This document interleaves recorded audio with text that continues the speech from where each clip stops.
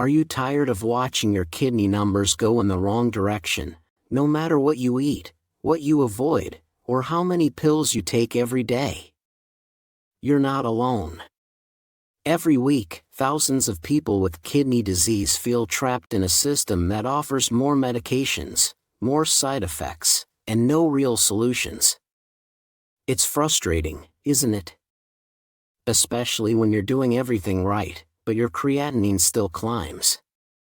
You go to your doctor, hoping for answers, but they never mention this one simple vitamin. Just 500 micrograms a day, and it could begin to turn your kidney function around in just weeks. Yet most doctors won't even talk about it. Let me tell you about Henry, a 78-year-old man with type 2 diabetes and stage 3B kidney disease. For 7 straight years, he didn't just slow his kidney decline. He reversed it. How? Not with dialysis. Not with transplant. He followed a personalized approach, and yes, it involved that forgotten vitamin. In this video, I'll break down what that vitamin is, why it's so effective, and exactly how Henry used it as part of his daily routine. And stay with me till the end, because I'll also reveal the most common mistake people make when taking this vitamin, and how it could be stopping your kidneys from healing. Let me be honest with you, chronic kidney disease can get better, but only when it's treated the right way. To show you what I mean, let's look at a real case published in a highly respected medical journal. This is the story of a 78-year-old man battling CKD, and not just CKD alone. He wasn't just fighting one enemy. He was in a war on multiple fronts: high blood pressure, diabetes, atrial fibrillation, high uric acid, anemia, high cholesterol, thyroid dysfunction, metabolic acidosis, and mineral bone disorder. Yes, all of that. Most of these issues were directly caused by his kidney disease, and any one of them, if ignored, could have stopped his kidneys from ever improving. That's the hard truth doctors don't always say out loud. You can't just fix one problem and hope the rest falls into place. You have to treat the whole person. Because when you leave even one of these complications untreated, CKD keeps getting worse. And that's why so many doctors throw up their hands and say, "There's nothing more we can do." But here's the miracle in this story: this man did improve. He found a doctor who refused to give up. A doctor who took the time to address every single condition, not just one or two. And over time, slowly but surely, his kidney function came back. By the end of the study, he was 85 years old, and his labs looked almost normal. Yes, you heard that right. This man was in his late 70s, dealing with stage 3B kidney disease and a laundry list of serious health problems, and yet, his kidneys were healing. No dialysis. No hospitalization. Just a thoughtful treatment plan that included detox support, carefully chosen vitamins, the right nutrition, and proper medication. And here's what this means for you or your loved one: if we want to beat CKD, we can't just throw blood pressure pills at it and hope for the best. We need a personalized, whole-body strategy, a plan that sees the patient, not just the lab numbers. And in just a moment, I'll show you exactly which vitamin played a key role in his recovery, and why most doctors won't even mention it. Let's go back to Henry's story. One of the very first complications his doctor focused on was anemia, and that's not surprising.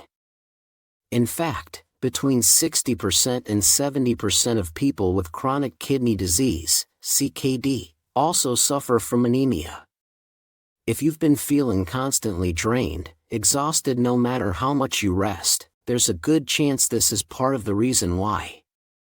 Anemia happens when your body doesn't have enough healthy red blood cells to carry oxygen throughout your system. To put it simply, you don't have enough blood in your blood. It might sound strange, but the consequences are very real: long-lasting fatigue, shortness of breath, heart complications, worsening kidney function, and in severe cases, even death. Now here's the frustrating part: not all doctors take this seriously. Many still follow the old wait-and-see approach when it comes to anemia and CKD. Some even say, well, CKD is causing the anemia, so there's no need to check iron levels. But that kind of thinking can be dangerous. Why? Because patients with CKD don't just develop anemia because of CKD. They also often suffer from iron deficiencies, or low levels of vitamins like B9, folate, and B12. And here's the important part: these things can happen at the same time. If you don't treat all the underlying causes, the anemia won't improve, and neither will your kidneys. So if you're a doctor watching this, here's something worth remembering: CKD-related anemia is typically normocytic and normochromic, meaning the red blood cells look normal in size and color. But if your patient's MCV is low, microcytic, don't overlook the possibility of iron, B9, or B12 deficiency. And if it's high, macrocytic, don't just assume it's CKD, dig deeper. This is not the time for wait and see. It's the time to act. And if you're a patient, and you're worried that your anemia isn't being treated properly, please speak up. Make sure your doctor is checking your hemoglobin, ferritin, and serum iron levels regularly. Ask questions. Don't be afraid to say, "I'm not feeling right." Because anemia is treatable, and treating it early can make a huge difference in your journey with CKD. And coming up next, I'll reveal the specific vitamin Henry took every single day, the one that didn't just help his anemia, but also improved several of his other CKD complications. You don't want to miss that part.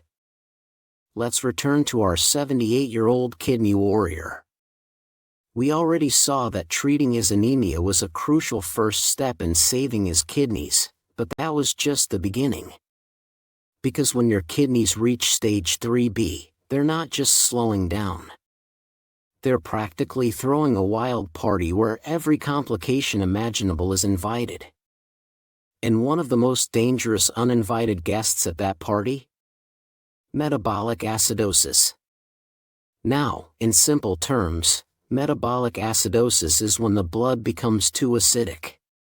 Imagine your bloodstream turning into a slow-moving acid bath, eating away at your bones, muscles, and, yes, your kidneys. Sounds dramatic? It is. But thankfully, Henry was prescribed something that most people think belongs in the kitchen pantry, not the medicine cabinet. Sodium bicarbonate, also known as baking soda. Yes, you heard that right. The same humble white powder used to clean sinks and bake cookies can, when used correctly under medical supervision, actually help preserve kidney function. How? Sodium bicarbonate helps neutralize the excess acid in the blood, a condition that's not just uncomfortable but truly dangerous. Metabolic acidosis doesn't just damage your kidneys. It also raises potassium levels in your blood, weakens your bones, and causes your muscles to break down over time. And here's the irony: some patients are still told to eat more meat to keep their muscles strong.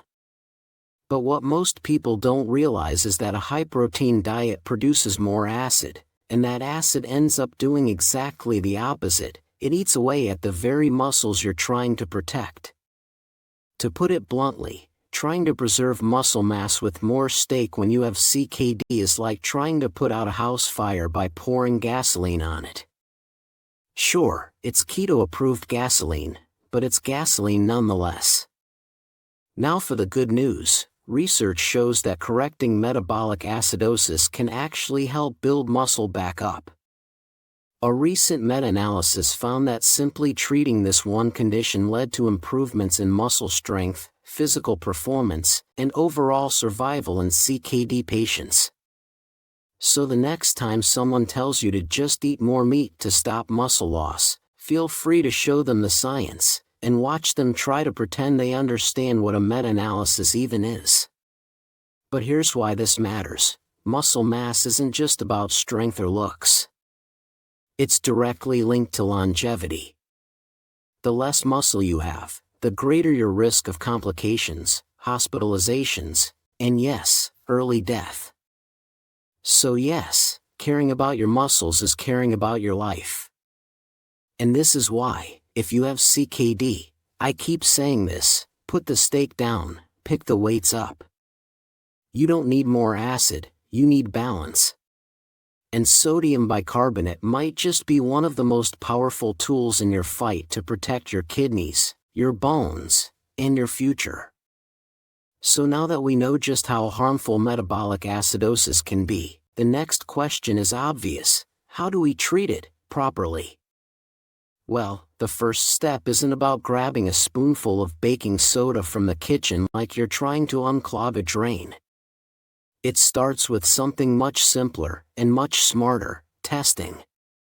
That's right. Before doing anything else, make sure you're getting the right lab test, the one that measures your blood bicarbonate level. Your doctor will recognize it. And here's the key: your levels should never fall below a certain threshold. If they do, it means your blood is becoming too acidic, and it's time to act. Now, even if you're only in stage 3 CKD, this test should be done regularly. Acid buildup can begin early, and catching it before it does long-term damage is one of the smartest moves you can make. So what happens if the number is too low? That's where sodium bicarbonate comes in. But not just any dose, and definitely not a guess. There's a reason this treatment comes with clear calculations. It needs to be tailored to your specific needs. Why? Because while sodium bicarbonate is generally very safe, it still contains sodium, and too much sodium can raise your blood pressure and cause other issues if not monitored properly. So this is where your doctor plays an essential role. You need a personalized plan. The right amount, at the right time, based on your lab results, kidney function, and blood pressure. And of course, I always recommend having a printed copy of the dosage chart on your fridge or somewhere you'll see it often, because managing CKD isn't just about one decision, it's about consistency.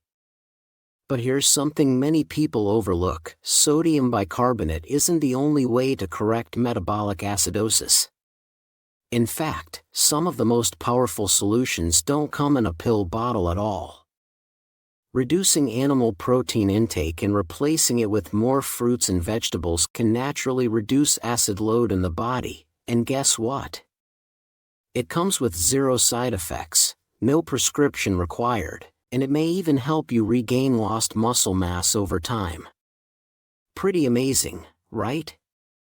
Fixing one of CKD's most dangerous complications, simply by changing what's on your plate. So yes, this is the power of nutrition and targeted care. You don't have to rely on medications alone. Sometimes, the answer is as simple as a well-balanced plate and a well-informed doctor. So far, we've walked through 2 of the biggest challenges in Henry's recovery from CKD, anemia and metabolic acidosis. But the journey didn't stop there. If he truly wanted to reverse the damage to his kidneys, there were still more battles to fight. The next one? A surprisingly overlooked enemy: vitamin D deficiency. Now, I know what you might be thinking: really? A vitamin? That's what we're talking about now. But before you roll your eyes and imagine someone lecturing you like a child who forgot to take their multivitamin gummies, stay with me. Because this one matters a lot. Vitamin D deficiency is one of the most underrated and underdiagnosed complications in chronic kidney disease. And the worst part? Many doctors still treat vitamin testing like it's some kind of spa upgrade. You'd think asking to check your vitamin D levels was the same as ordering a luxury facial. Oh, you want your organs to function properly? That's part of our Platinum Wellness package, sir. Thankfully, things are starting to improve. Slowly but surely, more patients are coming in with their vitamin D levels actually tested, rather than left to guess based on how many bones they've broken tripping over the family dog or a rogue vacuum robot. And here's the thing, without enough vitamin D, your bones become fragile. They can weaken to the point where a small fall, or even a strong cough, might cause a fracture. And no, that's not an exaggeration. But vitamin D isn't just about protecting your skeleton from cracking under pressure. It also plays a powerful role in immune function, heart health, and yes, kidney function. That's right. Vitamin D receptors exist in the kidneys, and when levels are too low, the body can't regulate calcium and phosphorus properly, leading to further damage. So whether you feel like you're still spry enough to jump off the couch without groaning, or already groaning like a pirate every time you stand up, getting your vitamin D tested is absolutely essential. If you haven't had those levels checked recently, now is the time to add it to your to-do list. Because identifying and correcting a simple deficiency like this can have an outsized impact on your bone strength, immune protection, cardiovascular health, and most importantly, your kidney's ability to recover. And yes, Henry's doctor caught this early, and treated it properly. Coming up next, we'll look at the exact dose and form of vitamin D that helped him, why not all supplements work the same way, and what most people get wrong when trying to fix this deficiency. You'll want to pay close attention, because this is where the real change begins. While vitamin D played a key role in Henry's recovery, there was still one more silent danger hiding in the background, one that's even more harmful, and unfortunately, often overlooked, a serious vitamin deficiency linked to elevated homocysteine levels, or homocysteine. So, what is homocysteine, and why does it matter? Homocysteine is a normal amino acid produced when your body breaks down protein. Everyone has it. It's harmless until it builds up. And when it does, that's when you start seeing a sharp increase in risks, heart disease, blood clots, stroke, and yes, more kidney damage. Think this has nothing to do with you? Think again. A recent study showed that 8 out of 10 CKD patients had dangerously high homocysteine levels. That's not a coincidence. That's a warning sign. Why is this so common? Because one of the kidney's jobs is to help remove excess homocysteine from the bloodstream. When the kidneys are struggling, this process slows down, and the homocysteine builds up. So, how do we fix it? You need a powerful trio of vitamins. Folic acid, vitamin B9, vitamin B12, and vitamin B6. These nutrients act like a biochemical cleanup crew, helping the body break down and clear out excess homocysteine. But here's where a lot of people get it wrong. You might be thinking, I already take a multivitamin every day. That should be enough, right? Well, your multivitamin is trying its best, bless it. But in this case, it's like using a spray bottle to put out a wildfire. You don't need basic maintenance doses, you need therapeutic doses. And once you see the chart comparing typical supplement amounts to what's actually needed to lower homocysteine, you'll understand the difference. They're not even in the same league. Now, while this triple vitamin approach is generally very safe, I do not recommend starting it without your doctor's supervision. Everyone responds differently. And in some cases, patients may need additional support, like betaine, TMG, a liver support supplement that also helps reduce homocysteine levels. Or NAC, N-acetylcysteine, which you might already be taking for kidney support. And let's not forget the role of diet. Homocysteine is a byproduct of an amino acid called methionine, found mostly in animal protein. So when you cut back on meat and high-protein foods, you're also cutting off the supply chain for homocysteine production. It's one of the many reasons why a low-protein, plant-based diet can make such a powerful difference in kidney health. And that wraps up today's video. Thank you so much for staying with me, for taking your health seriously, and for being open to learning what really works. Take care of yourself, ask questions, and as always, God bless you. See you in the next video.